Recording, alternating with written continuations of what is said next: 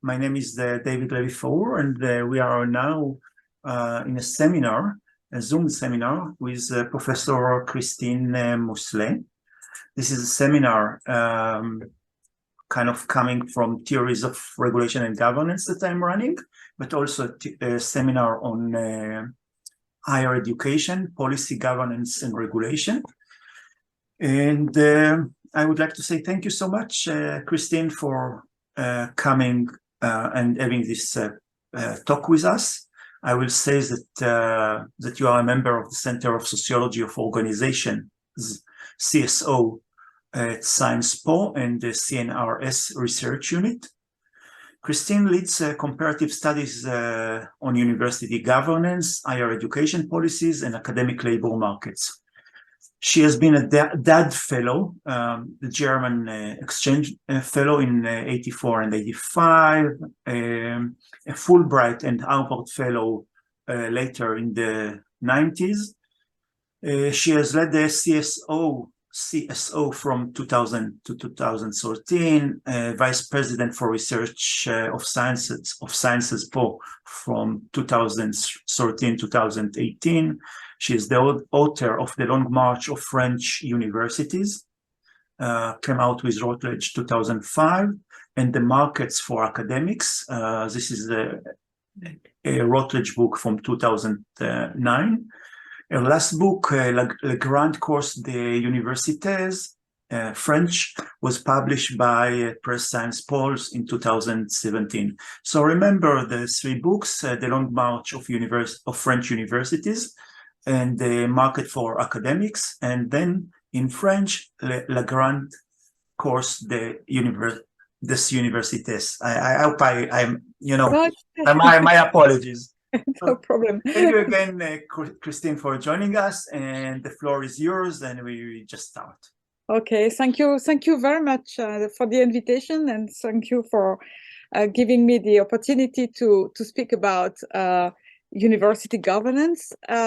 I will mostly rely on two papers, which I published for one of them it's already quite a long time. In 2006, it was already about university governance and what makes university governance unique and specific. And 1 year ago, in 2021, I published a paper for the annual review of sociology about university governance, and there were two parts in the paper. One about university governance from the macro perspective, so the national perspective. How do you steer her higher education system, if you want, on the one hand, and the second part of the paper was on university governance internally, and that's the part I will focus on this evening. Yes, I will have share my screen first. Yeah. Okay. I hope you can see it. Yeah. So. As David told at the beginning, I'm a sociologist of organizations, and I think there are really two ways of defining or looking at organizations in the literature. On the one hand, you find a literature in which organizations are studied as social processes. So you look internally, what is going on, you try to understand how people can work together, how they can cooperate. That's the main issue of this kind of literature. And on the other hand, you have literature looking at organizations as particular type of objects. And then you find many typologies trying to classify organizations and to differentiate them from one between another. And this kind of definitions or this kind of way of looking at organizations can be also applied to universities, of course, and this raises different questions. The first one, which has quite disappeared, I must say, but which was very discussed in the 60s, was are universities organizations? So in the 60s, you find a lot of literature about this issue, about whether universities are organizations or not. And this kind of disappeared. Now you can find a lot of literature about what kind of organizations universities are. And what does it mean in terms of their internal governance? And that's what I will try to do today in order to understand how governance works in universities. And so I will link the two perspectives, organizations or universities as social processes and organizations as particular type of objects. I will do that in three moments. That's the outline of this talk. First, I will try to describe a kind of global trend which happened about universities. And it's looking at universities first as particular organizations. That was the first movement in the study of organizations. And now we much more have studies looking at the transformation of universities into organizations like others. That will be my first part into the literature, but the main argument I will then have is that even if we have a transformation of universities into organizations as others, nevertheless, there are still two distinctive features in university governance.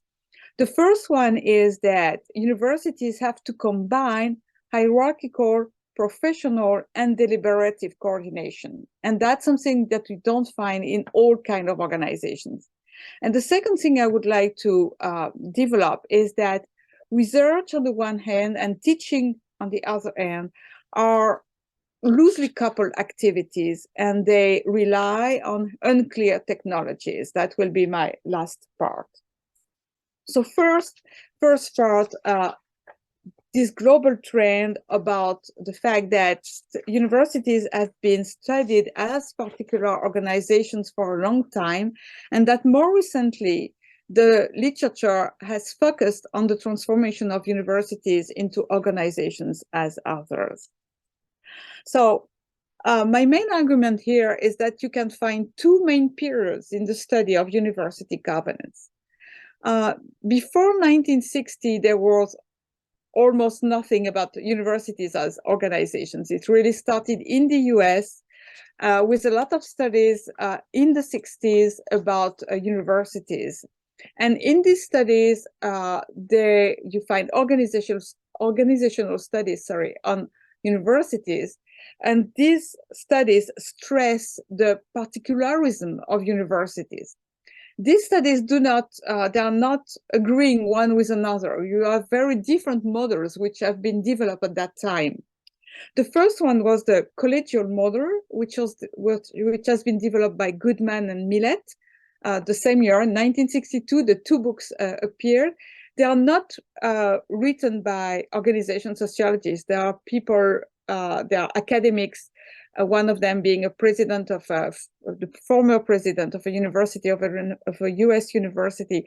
And they really argue for universities to be collegial organizations where academics share the same values and they develop consensus and they are able to make decisions through consensus, and they develop this model and argue that this model should be the model for universities. But you can find that in the literature, other studies later have rely on the same idea that you have a shared culture in universities. And I really like the paper of Burton Clark. It's not the most well-known paper of Burton Clark. Most of the time people know the university configuration of Burton Clark, the coordination model. But this paper of Burton Clark in 1972 is about organizational saga, and it shows that the way a university is funded, has been funded in the US, and the principles that were deployed by the founder of university are very important to understand the development of the university and the university culture. And the academics in this university, the students, the parents of the students, the administrative staff, they all belong to these principles, or they still follow the principles which were there when the university was founded, and this creates an organizational saga with a narrative about the development of the university. That's the first way which to study universities at that time. The second model was very critical of the collegial model, in fact, and it was developed by Routledge in 1971. And Routledge said, it's not true. Universities are not collegial at all. There is no consensus within universities. You have people fighting one with another to get resources. It's a very political organization with a lot of conflict of interest, with a lot of tensions, with a lot of conflicts.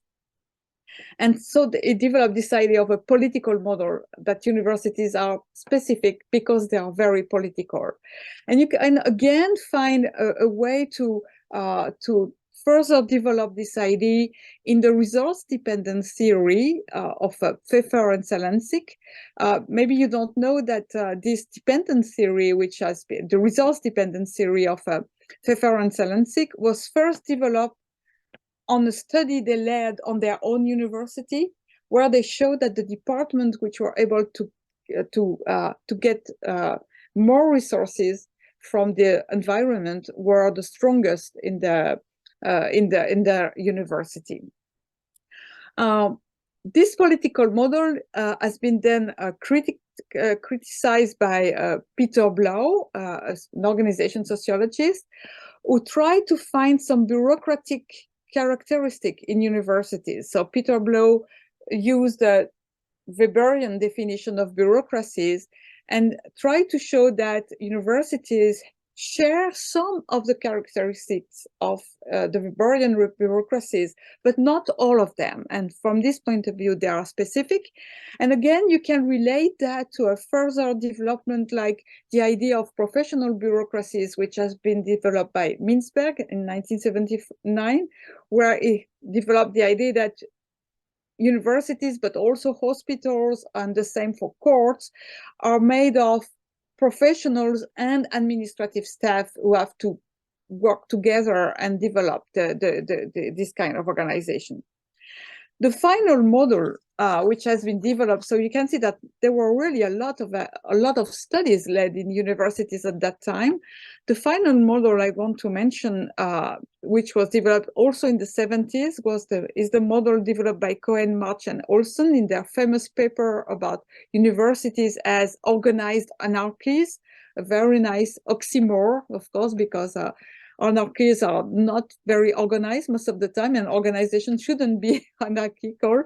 But they put together these two words in order to describe universities. And they say that within this kind of organization, the way decisions are made is a kind of garbage can model. I will not develop this model because I don't have the time to do that, because you can see that again, the idea is that universities are particular and that they have a specific way of being run and being governed. And further work in this direction has been developed by Dennis Langley and Rulo with this idea of pluralistic organizations, which are a little less complicated than organized hierarchies, but also this idea that you have a plurality of missions, a plurality of actors, and that it's difficult to have a central management of this kind of universities.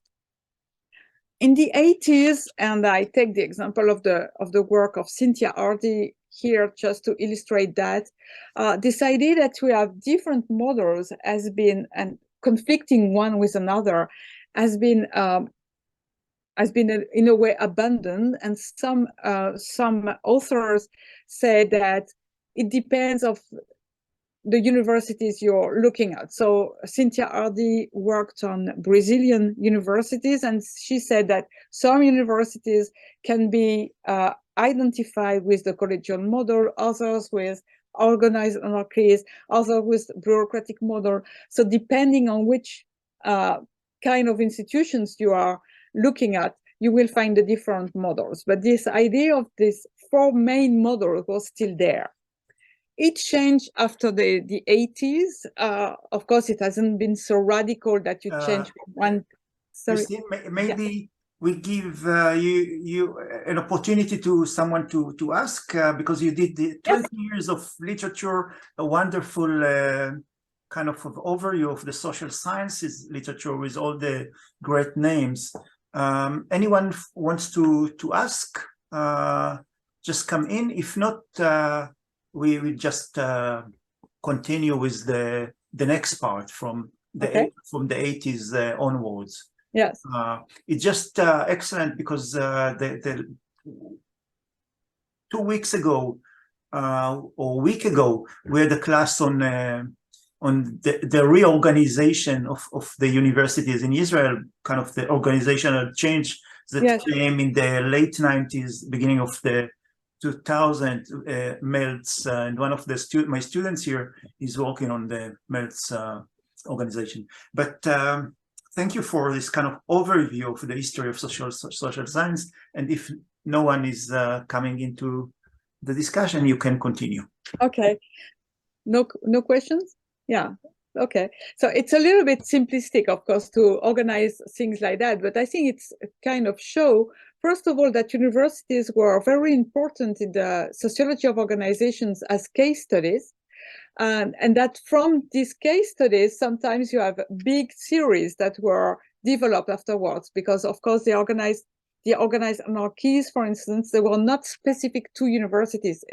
Universities are taken as an example, but they say in the paper that there are other kind of organizations which are also organized anarchies. And again, you have the same thing for professional bureaucracies. It's not only universities or the results-dependent theory. So universities were, in a way, a kind of example to develop new models for organizations broader in a broader way. It's not the case for the moment, I would say. Maybe it's a pity, and maybe we should come back to that, but that's another issue.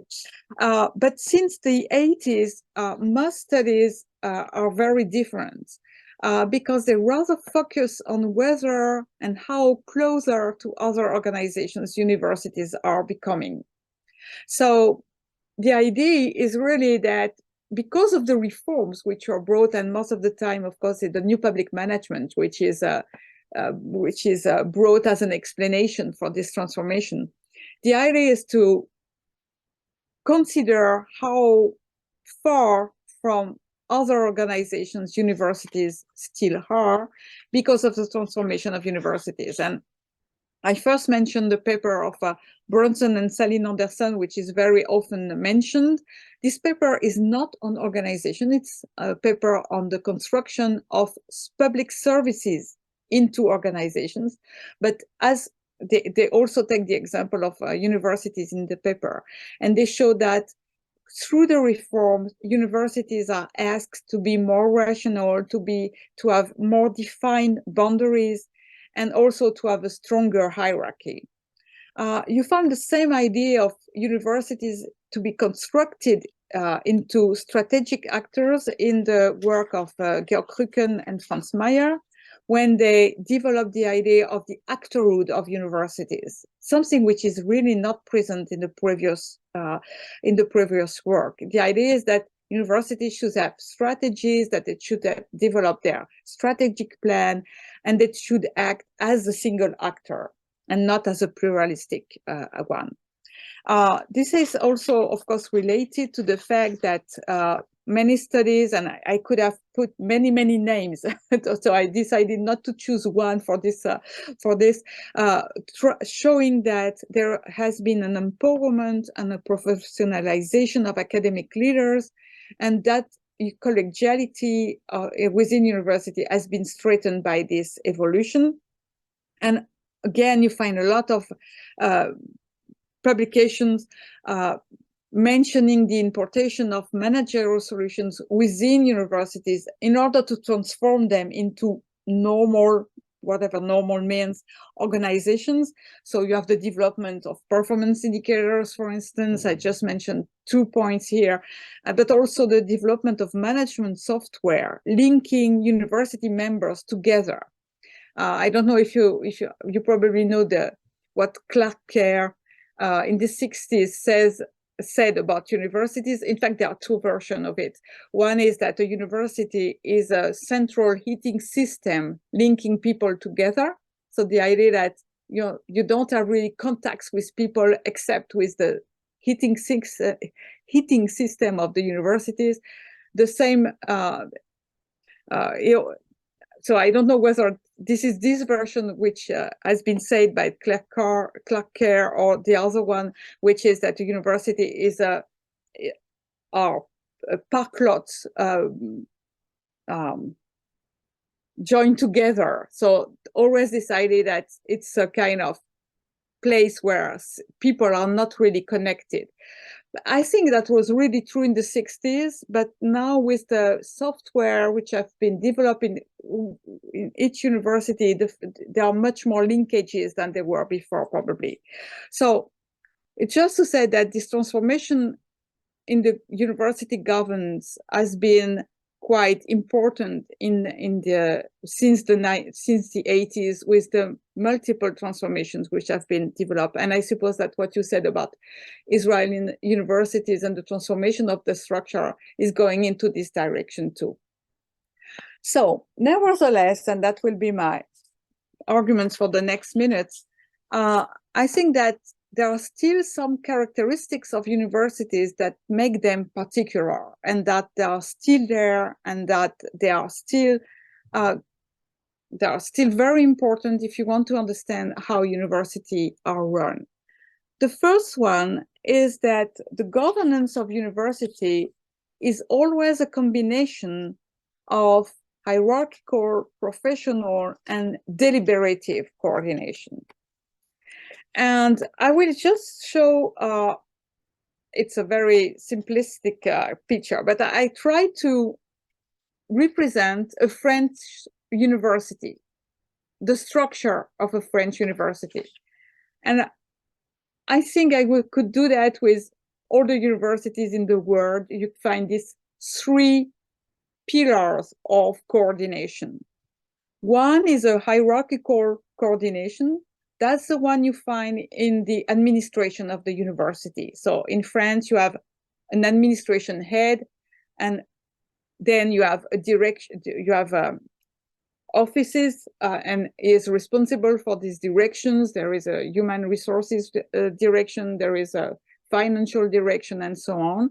Here you find hierarchical links between the administration head and the central administration. Then you also have administrative heads at the faculty level, at the level of each faculty of the university, and administrative staff within each faculty. Again, you find hierarchical relationships. In France, the relationship between the central administration and the administration within the faculty is not always very strong. That's the reason why I put a smaller arrow, but nevertheless, here you have a hierarchical coordination. On the right, you have what I call the deliberative coordination, and these are all the deliberative bodies that you can find in a French university. There are probably many more than in many other universities. We have still a lot of councils and committees and so on, but I think that in each university in the world, you can find this kind of councils. They have more or less power within each university, but they are still there, and they are part of the governance of universities. And in the middle, I put the professional coordination. In France, we call it the political coordination, because these people are elected, and because they are elected, we call it a political coordination. But I think it's a professional coordination with here you have only academics, and I put very small arrows between them, because you cannot really speak of a hierarchical relationships between the president and the deans, or between the deans and the department heads, between the department heads and the faculty staff. There is a relationships, but it's not really a hierarchical one.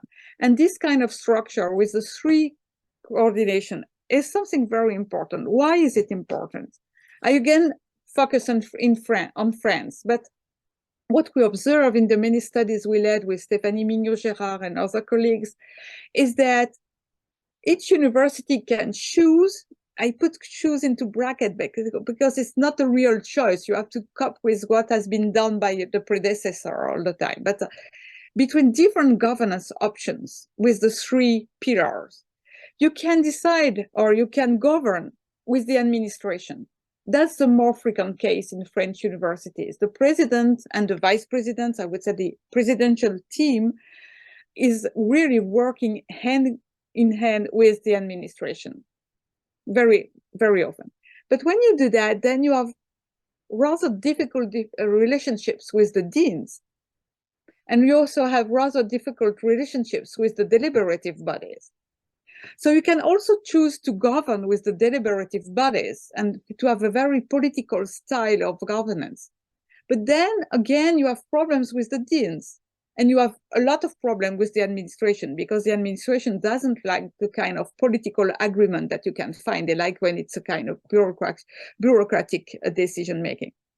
And again, you can find very few universities, but it sometimes happens in France, where the presidential team is governing with the deans. So the professional coordination is the main one in the university. And again, it's quite difficult with the administration in this case. So the fact that you have this combination of different kind of coordination, the different pillars to manage and to combine, it makes it's specific to universities, and it explains how the governance is developed in each institution and why it's differently governed in different institutions. Another, the last part of my talk is about another specific or particular characteristics of universities, and it has to do with the kind of activities which are developed within universities. And what I would like to argue here is that teaching is a loosely coupled activity. Research is a loosely coupled activity, and both of them rely on unclear technologies. And this has an impact on university governance. Christine, can you explain what is a loosely coupled activity? Where does it come, the idea, and what does it mean? Yeah, please. I will do it. I don't mean here, I'm not looking here at the relationships between research and teaching. No, I'm not saying that they should be linked or not. That's something different. I just take each of these activities and consider each of them as a loosely coupled activity. And so this notion of loose coupling has been developed by Carl Weick in a very well-known paper, a seminal paper, 1976, where he developed the idea of education organization or education institutions as loosely coupled systems. And I use this idea of loose coupling in order to say that in order to achieve teaching or to achieve research, you don't need to strongly coordinate with the other members of your department or the other members of your research lab if it's about research. You do not have strong interdependence relationships between the members of the same university. That's the idea I developed. So it's a specific definition of loose coupling. There are many, many definitions of loose coupling. For me, loose coupling means that you don't have a strong coordination or you don't have a strong interdependence between the members of the same unit.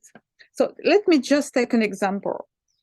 When I teach, I don't need to know what is taught in the room next to my class. And when I teach, I don't really need to know what my students have been taught before and what class they will have after me. You can say that's bad. You mean you don't need to, but this is empirical reality, not a normative statement. No, it's not a normative statement. My normative statement would be, it will be better that I know what they've been taught before and what they will be taught after me. But most of the time you don't.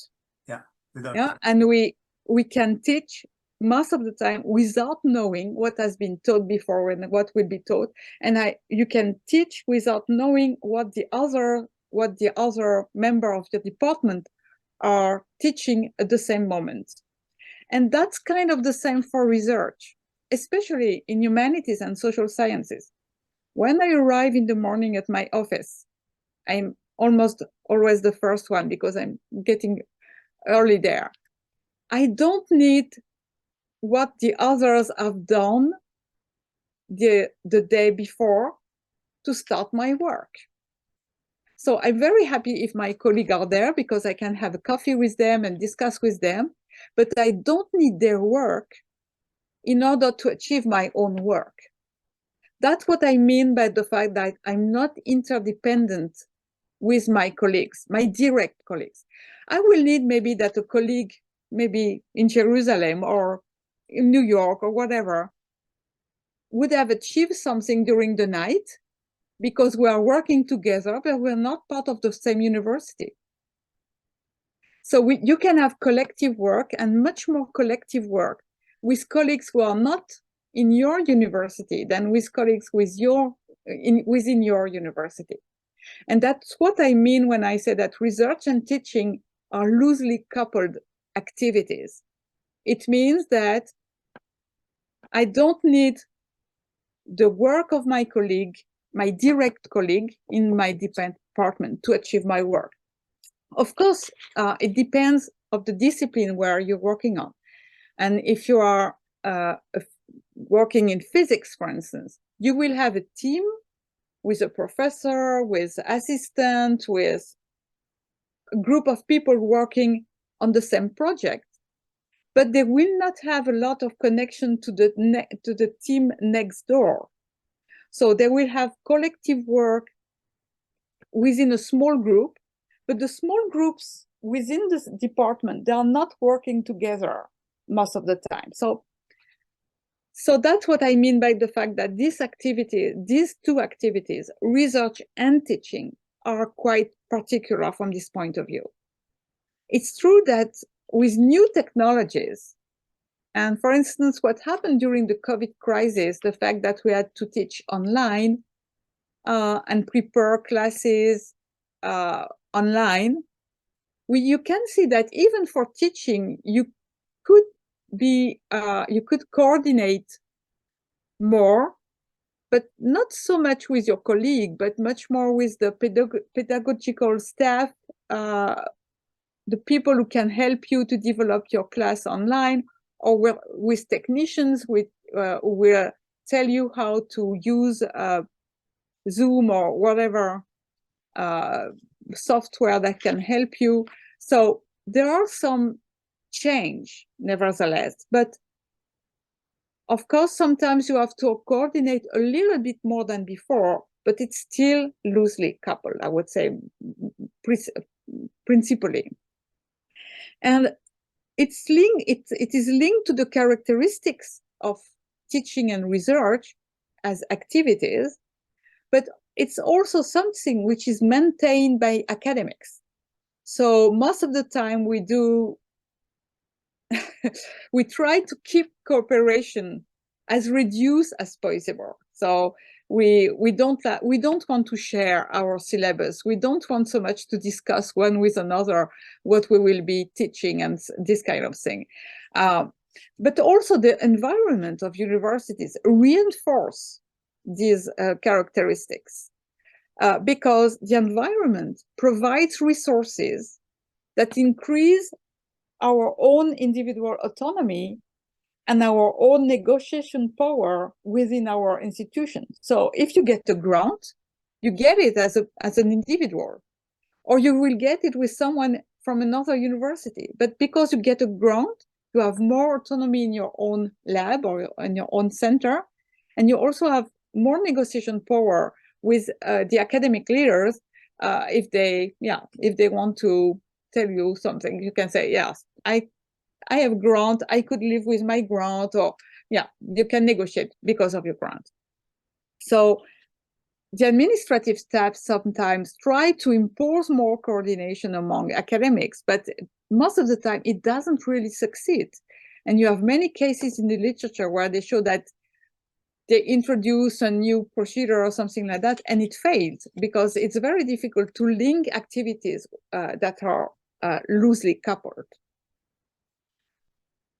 So that was my first point about the fact that research and teaching are loosely coupled activities. The second thing, and this time I borrow it to Cohen, March, and Olson, is the idea that research and teaching are unclear technologies. So in the definition of organized anarchies, you have three points. First, organized anarchies have multiple missions.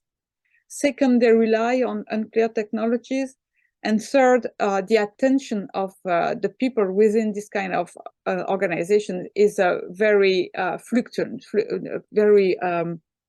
is always different. They don't put always the same input in attention. I just take the unclear technology part of it. I think that's very important because teaching and research are activities that are very difficult to describe.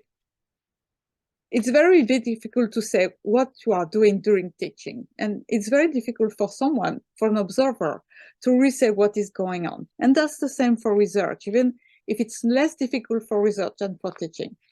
It's also very difficult to prescribe. Just say what should be done in terms of research or what should be done in terms of teaching is quite difficult. And it's even more difficult to reproduce because we don't really know what is going on through teaching or through research. And as I always say, you can describe, and you have this kind of books, how someone became a Nobel Prize. But it's not because you can describe it that you can tell the story of a Nobel Prize, that you know how to produce more Nobel Prizes in your own university. You know, you don't know how to reproduce a Nobel Prize. The second thing, which is important and which makes these activities unclear technologies, is that it's very difficult to know what is the how to assess the efficiency of this kind of activities. As I said, when I teach, I prefer to believe that what I teach is very important for my students. And that because of me, or thanks to me, they will really be very good after that they will get a good job and so on. But I've no proof of that. How to know what has to be taught, what is important for the students. We don't really know, and there are a lot of discussion about that. We can spend hours discussing about that. We don't know how to assess really this kind of activities and really to know what we are producing when we are teaching. Or for research, you never know what research will become. And there is also a lot of arguments about the fact that you need fundamental research, but that you don't know exactly what it will bring to the society in the very near future. So it's very difficult to measure what we are doing when we are doing research or when we teach. And this leads to the fact that there are a lot of controversies and tension about what should be taught or what should be researched. What is a research priority? What should be a research priority? On what should we first put money to develop research? Or what is excellent research? And that's linked to the fact that we don't exactly master the technologies behind teaching and research. And let me finish in order not to be too long. With the implications this has for university governance. I think there are two main implications. The first one is the very curious and unexpected role of formal structures in universities. In most organizations, formal structures are very important in order to organize the coordination and the cooperation within the organization. They do not play this role in universities. It's not because you are in the same department that you are cooperating with the other members of the department. They don't, the formal structures in universities, they hardly constrain collective and individual behaviors. But what they do is that they define defensive territories and identities. If you want to know whether a lab does exist, just try to suppress it. Then everybody is reacting and saying, no, that's my lab, that's my center, don't touch it. The same for departments. They do not create spaces where people coordinate, but nevertheless they share an identity, they share a territory, which is very important. That's the first consequence of the fact that you have loosely coupled activities and unclear technology. The second consequence on university governance is, it means for the first one, the unexpected role of formal structures, that you do not change a university by changing the structure. And you shouldn't so much believe in formal structure as a vector of change within university. Much more see them as a way to define territories and think of which kind of territories you would like to have within the university. The second implication for university governance is that leadership becomes a very subtle exercise in universities, because hierarchical relationships do not work. And that's one of the characteristics of loosely coupled systems, is that the vertical and the horizontal relationships are loose, and so they do not work really as hierarchical relationships. But you also have a poor legitimacy of your own decision as an academic leader because of the unclear technologies and the fact that all the decisions you can make can be very controversial and can be criticized by those who know, that's the academics, who know what better than you what should be taught or what should be researched. And so this leadership on the top of university cannot rely on the hierarchy or on its own scientific legitimacy. So what I observe in organizations, in the universities, are different ways in order to circumvent this kind of implications for university governance. And here I mentioned two of them. One of them is the fact that adhesion is much more important than hierarchy in universities, and especially adhesion to a specific project or a specific vision for the university is the first way to circumvent this kind of leadership exercise. And another important one is what my colleague Emmanuel Lazega and his co-author Routledge have developed as a top-down collegiality, the idea of top-down collegiality. They said that in order, when you are in this kind of collegial organization, a way as a leader to find some legitimacy is to ask some of the peers to be your counselors and to work with them. And so they are kind of legitimate the decisions you made because they are your counselors and they are coming from they are some of the peers. So for instance, you create a committee of some of the colleagues of the universities who will be working on a project, and they will be legitimized by the fact that they are peers. And even if they are required to do that by the top leadership, it will be much more legitimate because you rely on something which is close to collegiality, but which is a top-down collegiality nevertheless. So I will stop here and will be very happy to answer with your questions. about university governance and yeah, what I presented today. Thank you. Thank you very much. Yeah, this is the literature. And oh, I did it. You want to put it again?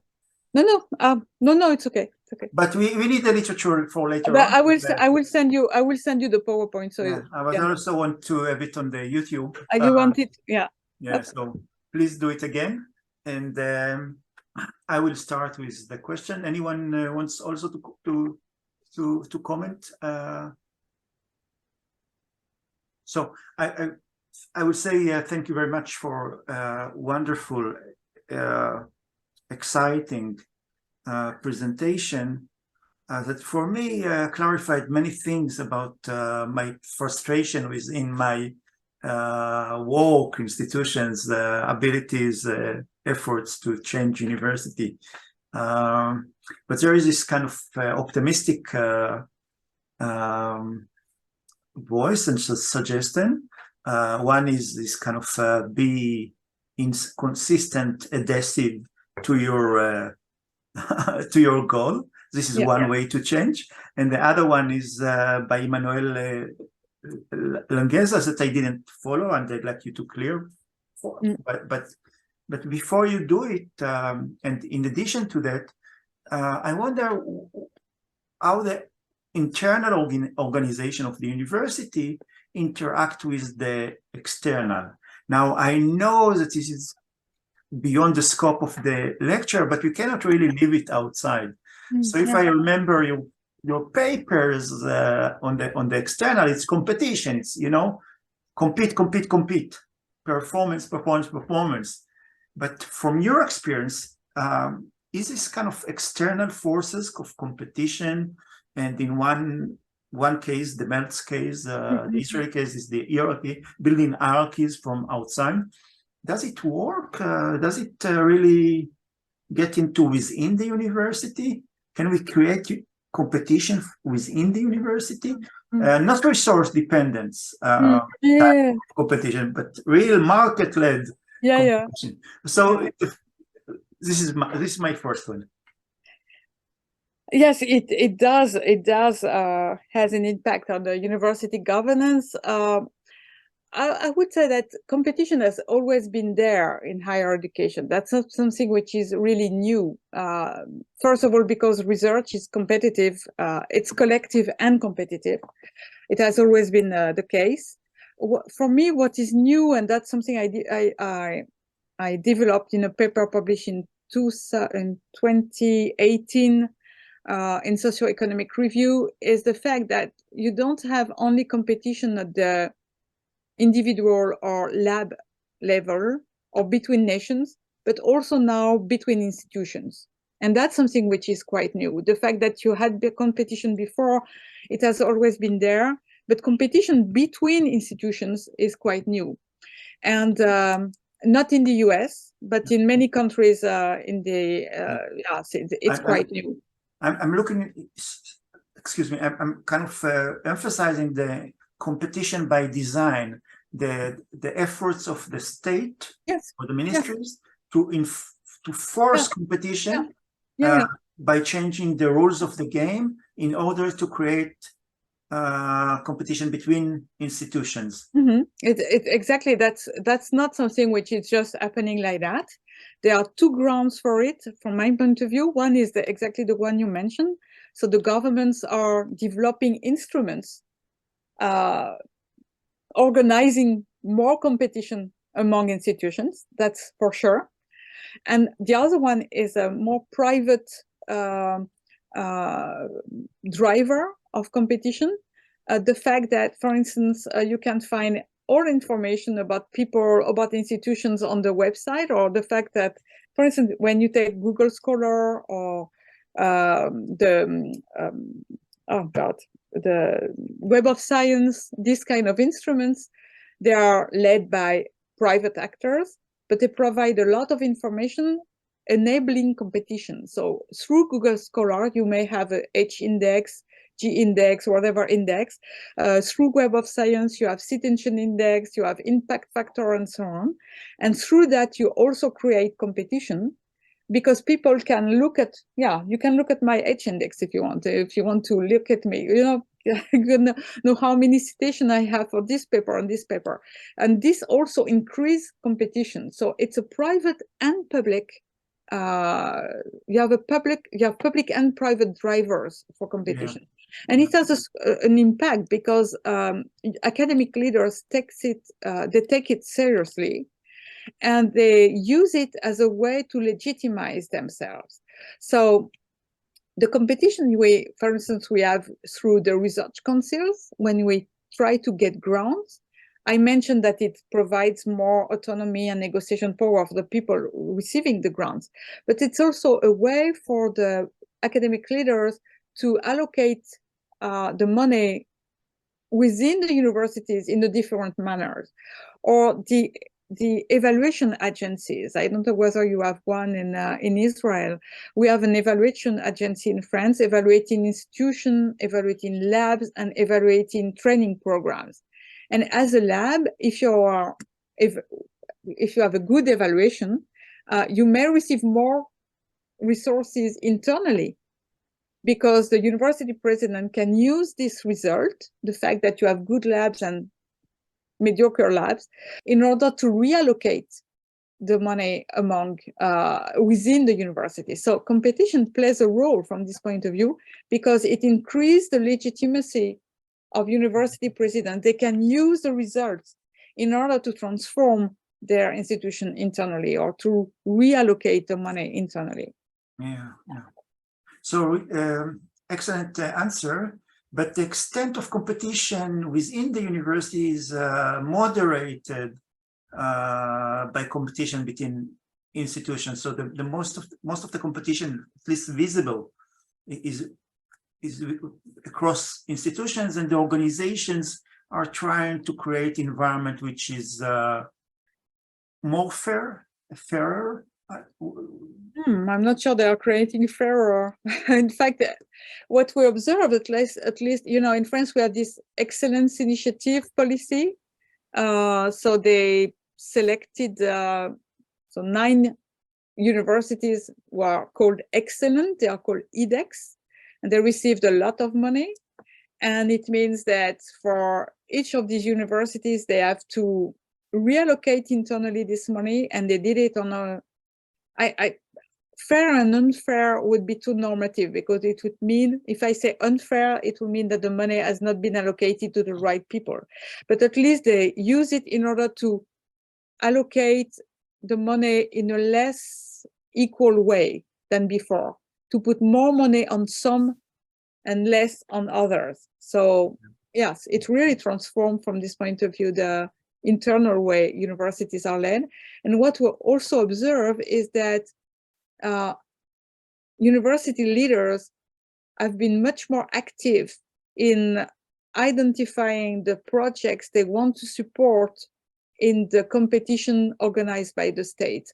So we had this competition for excellent institutions, but we also had a competition for excellent lab that was called LabX, Lab of Excellence, LabX.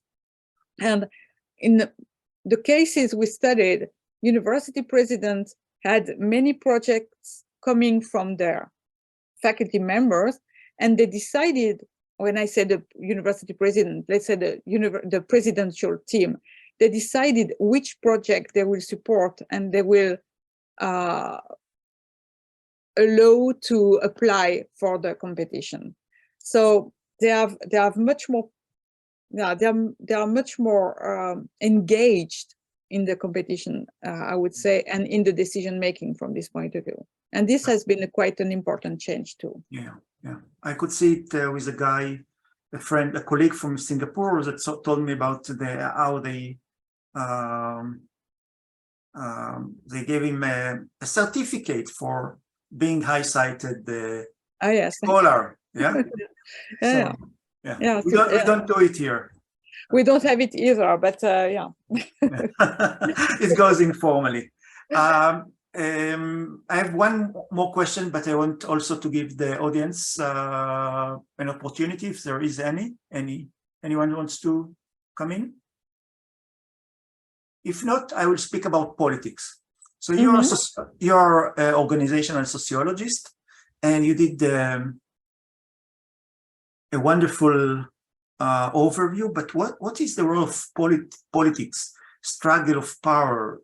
Where is the power in this kind of organizational structure? Is it with some of the academics? Is it coming from outside? Or maybe we shouldn't speak about power. We should speak about ideas or institutions and past dependency and layering of different modes of control. Yeah. So just to find those. Power for me is a very important notion. I've been trained by Michel Crozier, and power relations are really the basic, one of the fundamental elements we look at when we study an organization, whatever the organization. So it's very important. But it's true that in universities, power relations are very dispersed, I would say. You generally do not have only one sector with a strong power, or only one person with a strong power, and power is not always at the hierarchical level. That's also true in other organizations for sure. But I wouldn't say that the power is really that. So I don't see power as an attribute that some people have and that others do not have. We really define power as a relationship. So the capacity you have to obtain from others, the behavior you would like them to have. So it's related to the definition given by Robert Dahl in Who Governs, 1963, if I remember well the publication date of this book. So the idea is really relational, and what we most of the time, nevertheless, the power still remain, I would say, at the level of the academics most of the time. But it depends of which sector you're looking at and what decision-making you're looking. I cannot say in general that power is there or that this person has some power. It's really contingent, and you don't have the same from one university to another. That what I try to say when I said that a university president has a choice to decide whether he or she will govern with the administration, with the deliberative bodies, or with the deans. And of course, according to the choice you make or you can do, depending on, it will define a different map of the power relationships within each university. So I cannot say in general where the power is in universities. It really depends on each case, and it's most of the time quite dispersed, not really concentrated only on one sector. Of course, I know that academics most of the time say that the administration has a lot of power. That's not really all the time what we observe, really not. It's a question of negotiation. And again, as I said, if you have a big grant, it will be difficult for the administration to really impose something on you. So it's... Yeah. Thank you very much, Christine. Perhaps you can upload the slide with the bibliography for people to be able to see. I will send it to you, and because I don't know if I can upload it here. Can I? Try. If not, nothing happened. No, I'm not sure because I don't see it. Okay. Oops. It's not on the slide? No, just leave it. So yeah, I will send it to you. Professor Christine Musselin, thank you very much. It was a pleasure. Thank you. Eye-opening, and I hope to see you with us again, physically and online. Yes, and if you come to Paris, yes, please. I will do that. And I will tell you if I come to Jerusalem again. Thank you very much. Thank you. Goodbye. Bye-bye. Goodbye.